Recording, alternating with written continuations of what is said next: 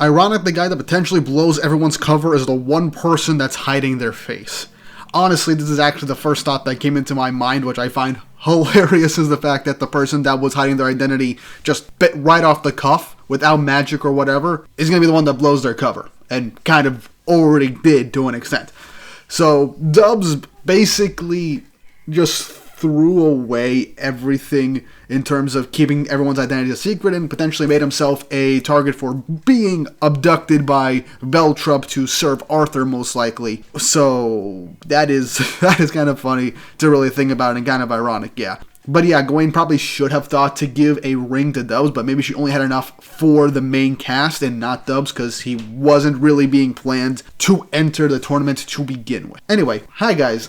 This is a new type of video I'm going to try and do on the channel at least once a week or once every 2 weeks. Basically just community discussion videos after chapter reviews. Going through comments, finding ones that I would love to respond to in the sense of just giving extended thoughts and just going back and forth. Because as much as I would love to just respond to every single comment individually, it does kind of get a bit overwhelming over the course of the day. And I also have work during the day, so sometimes between that and making other videos, I can't respond to every comment from every video I post. So I want to try and do this for 4 nights because I do only do the chapter reviews for 4 Nights to the Apocalypse on a weekly basis. So I felt like doing this is a good way to just talk to you guys in the community I've built and kind of, you know, make things a bit more personal, which is why I'm doing the webcam that I've kind of stopped doing for chapter reviews, and I've only really been doing for my Hunter x Hunter reviews that I did like 6 months ago at this point. But yeah, I just wanted to get this out the gate. If you want to see videos like this and just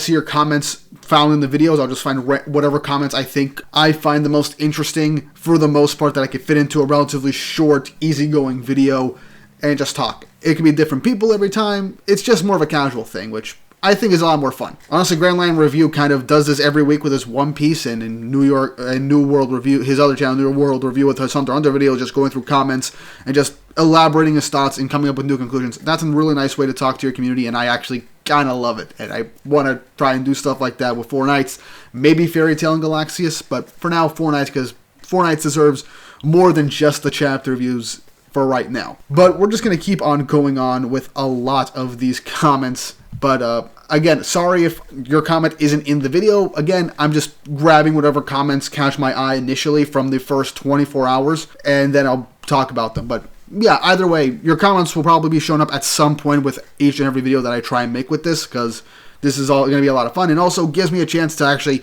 have a guaranteed video in case you have a break week. So this is actually going to be a lot of fun. Hey dude, a theory just popped to mind.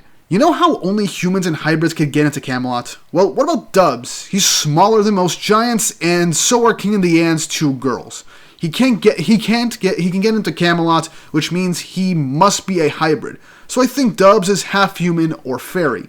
Honestly, you're not the only one that's actually come up with this idea, because the moment we saw Dubs, the only conceivable explanation is either Arthur potentially allowing Dubs to come in, Dubs being a hybrid, or Gawain somehow having a workaround to get Dubs into Camelot for whatever reason. And Dubs has been hiding in Camelot for a while, considering that, well, Dubs is the one that makes all of Gawain's favorite puddings and is the one that basically kind of made Rita for her.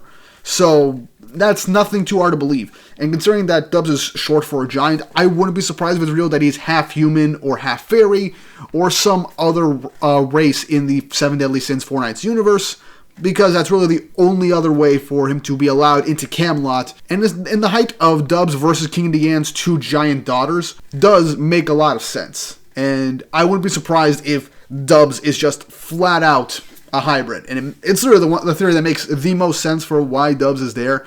So, yeah, I completely believe it. I abide by this theory 100%. When will Dubs make a sacred treasure for Tristan? There has actually been a couple of comments like this over the course of these videos for Tristan, and Tristan fans are just seething for Tristan to get something. And I don't think Tristan's going to get a brand new weapon, but once he gets his senses back, I think he's going to get an upgrade on his current weapons. Because here's the thing. Tristan doesn't have secret treasure weapons, but he does have magical weapons. We all kind of got this from, I believe it was volume 15 or 14. Correct me in the comments if I'm wrong. I might be. But we know that Tristan's swords, Mael and Astarosa, protect against both mental attacks and can cut through magical barriers and magical defenses individually. The Estarossa Blade helps cut through magic-infused barriers and shields, while the Mael Sword can give him a resistance to mental-focused attack or attacks on his mind, which is why that Mael Sword is nowhere to be found with Tristan in Camelot and how he's so easily manipulated and brainwashed by the fake Isolde. So that all makes sense. So I do believe that Tristan will get a Sacred Treasure, or at least his Mael and Estarossa Blades will get an upgrade to a Sacred Treasure class weapon with an additional ability that will help utilize Tristan's whole light and dark magic abilities to their fullest. And who knows, maybe a Sacred Treasure could help him with his control of his demon side, because that is definitely still the side that he desperately needs more control over, but his time limit before losing control has definitely increased from free time skip from at least like a couple of seconds to like, I think 3 to 5 minutes, which is a huge, huge leap that a lot of people really need to consider, because that is a big leap of strength for Tristan and control. So that's great. But yeah, Tristan will definitely get a Sacred Treasure at some point, probably after this arc, and if Dubs is not kidnapped by Beltreipe. Seeing Nasiens die would be very upsetting. Could you please give us a warning beforehand so we can prepare? That's probably going to be the thumbnail and title of the video.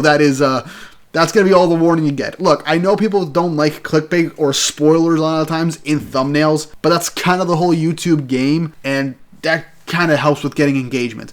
And I could just give a misleading title and just something in the thumbnail that could just be the complete opposite of what happens in the chapter, but it gets clicks and views.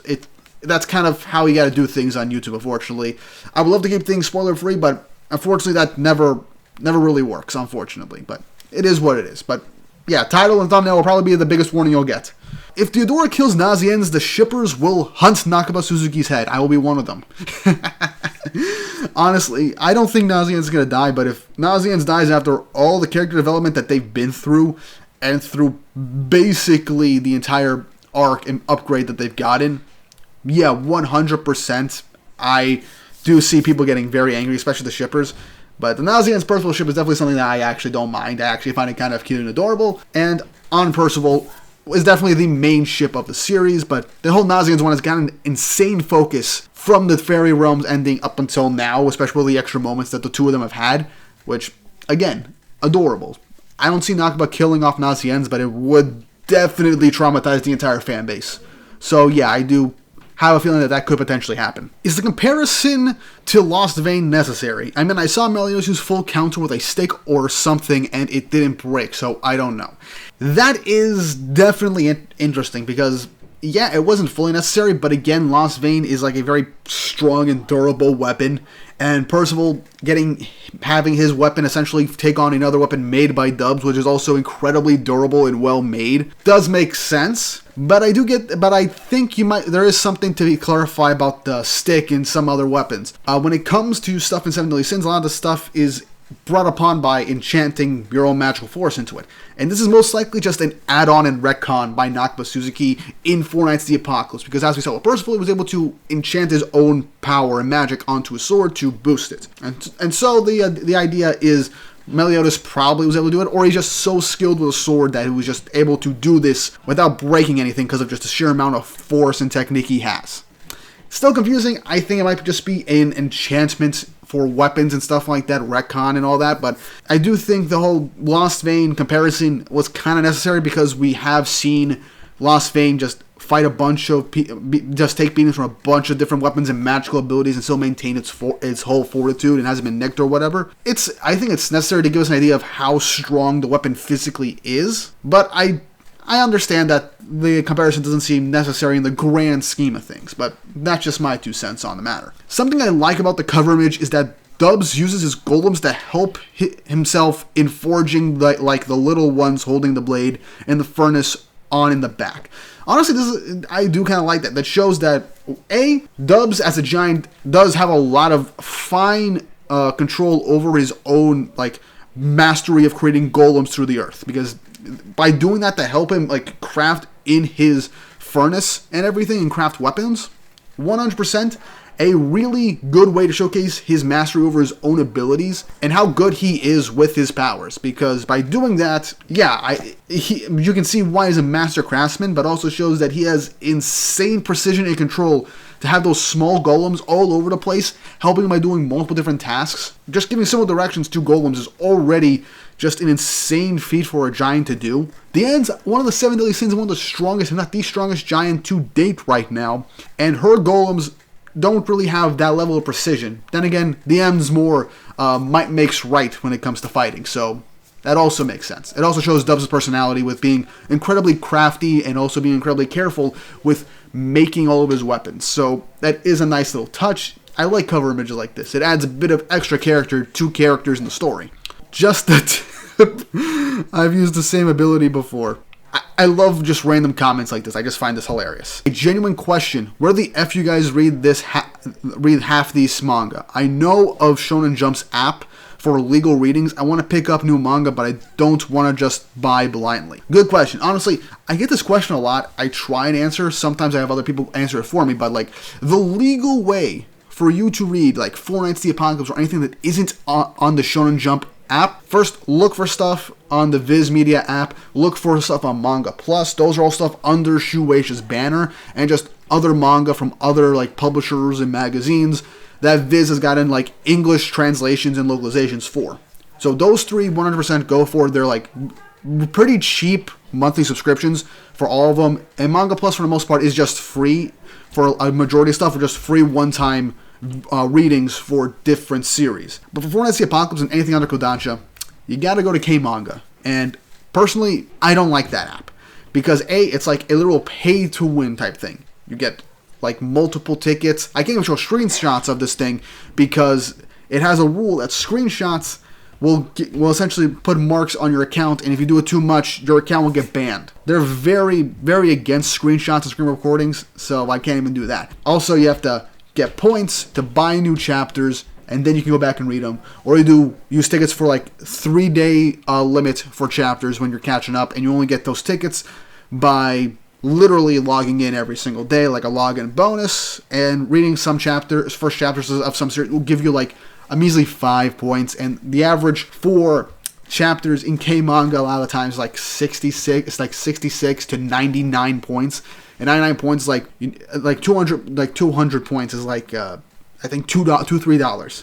So you have to either like log in every day and read certain chapters for 5 measly points, have that build up so you can get new chapters, or spend actual money either monthly for a limited amount, depending on however much you want to pay monthly, or just every time you want to read a new series, bulk buy points. It's a very stupid business model, and that's why no one talks about K-Manga. It's why a lot of people have specific people in Reddits and Discords that literally risk getting accounts banned to screenshot all of these chapters and upload them on Reddit or the Discord servers on a free link for everybody that either doesn't have it in their country or just can't afford to use K-Manga to literally read the manga. And that's how we all kind of read series that aren't under Shueisha or Shonen Jump's banner or under the Viz Media app.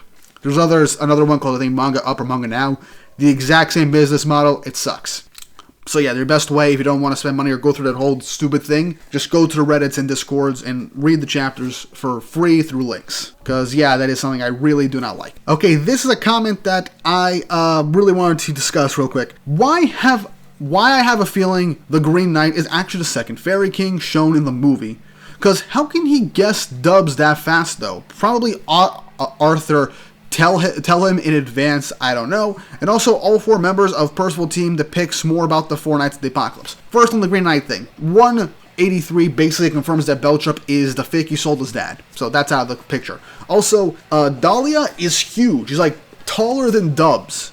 And he's buff and muscular, and he's never like been outside of that form whatsoever. And I don't think Arthur would make a fairy, one of his elite knights. That doesn't seem right in Arthur's camp. He would use them as a puppet, but he wouldn't make them one of his elite knights and give him the power of chaos, which we know where Dubs is. We need to know what the hell is going on with Second Fairy King Dahlia after the Cursed by Light movie. That's something that really needs to be addressed, because he wasn't in the fairy realm. I have no idea where the hell he is. But yeah, 100% Beltreipe, the Green Knight, not Dahlia. Also, you're not the first one to say that Team Percival kind of depicts the Four Knights of the Apocalypse, kind of. Nasiens, yeah, I can get that. An and Donnie, not really.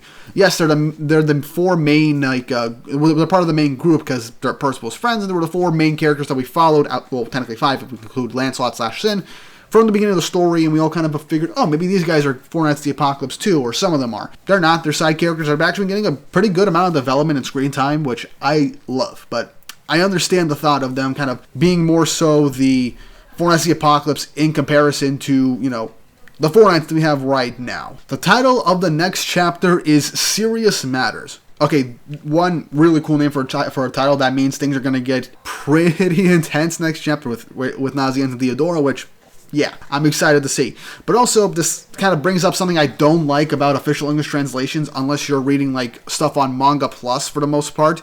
There are always editor's notes and teases of the next chapter's title at the end of every chapter. And this gives people an idea to speculate on what could happen next. And also clarifies some things that aren't fully clear in like the end of these chapters for like discussions and theorizing and all that will get answered maybe next chapter or a chapter or one or two chapters from now.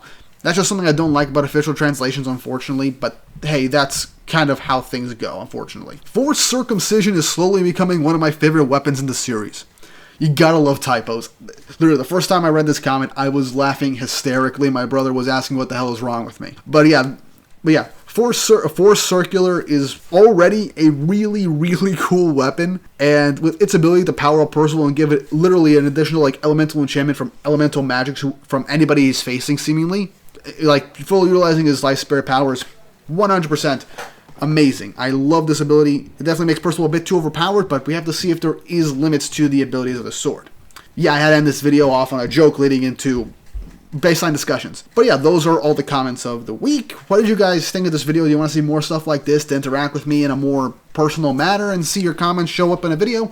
Let me know in the comments down below if you like this type of stuff. And don't forget for me to like and subscribe, hit the notification bell for updates on future videos.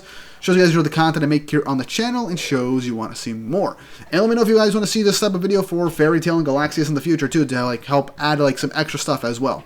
But yeah, with all that said and done, I hope you guys enjoyed this new type of video, and I hope you guys have an awesome day.